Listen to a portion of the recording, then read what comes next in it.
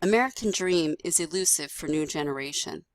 Published July 6, 2010, in the New York Times. This is an excerpt. Grafton, Massachusetts. After breakfast, his parents left for their jobs, and Scott Nicholson, alone in the house in this comfortable suburb west of Boston, went to his laptop in the living room. He had placed it on a small table that his mother had used for a vase of flowers, until her unemployed son found himself reluctantly stuck at home. The daily routine seldom varied. Mr. Nicholson, 24, a graduate of Colgate University, winner of a Dean's Award for Academic Excellence, spent his mornings searching corporate websites for suitable job openings. When he found one, he mailed off a resume and cover letter, 4 or 5 a week, week after week. Over the last 5 months, only one job materialized. After several interviews, the Hanover Insurance Group in nearby Worcester offered to hire him as an associate claims adjuster at $40,000 a year. But even before the formal offer, Mr. Nicholson had decided not to take the job. Rather than waste early years in dead-end work, he reasoned, he would hold out for a corporate position that would draw on his college training and put him, as he sees it, on the bottom rungs of a career ladder. The conversation I'm going to have with my parents, now that I've turned down this job, is more of a concern to me than turning down the job, he said. He was braced for the conversation with his father in particular.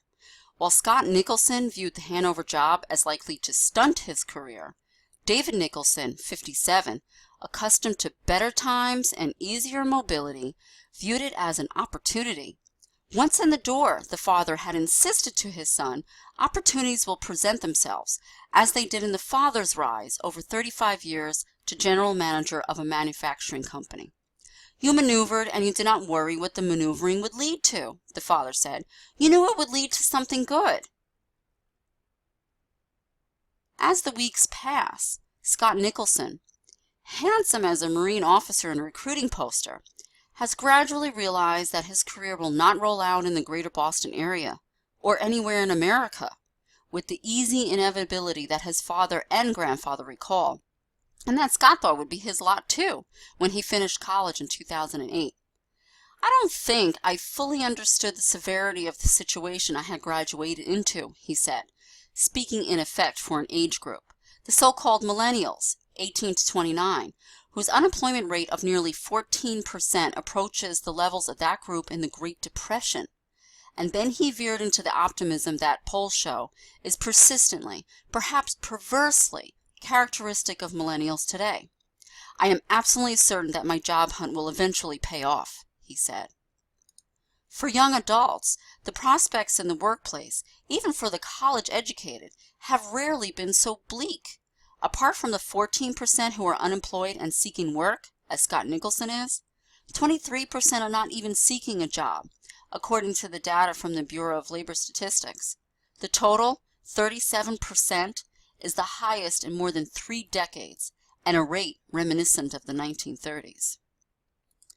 The college-educated among these young adults are better off, but nearly 17% are either unemployed or not seeking work, a record level, although some are in graduate school. The unemployment rate for college-educated young adults, 5.5%, is nearly double what it was on the eve of the Great Recession in 2007, and the highest level, by almost 2 percentage points, since the Bureau started to keep records in 1994 for those with at least 4 years of college.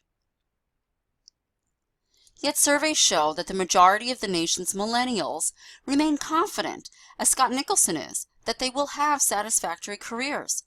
They have a lot going for them. They are better educated than previous generations, and they were raised by baby boomers who lavished a lot of attention on their children, said Andrew Kohut, the Pew Research Center's director. That helps to explain their persistent optimism, even as they struggle to succeed. Scott Nicholson also has connections, of course, but no one in his network of family and friends has been able to steer him into marketing or finance or management training or any career-oriented opening at a big corporation, his goal. The jobs are simply not there. Many hard-pressed millennials are falling back on their parents, as Scott Nicholson has.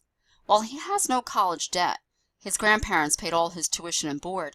Many others do, and that helps force them back home. The plan.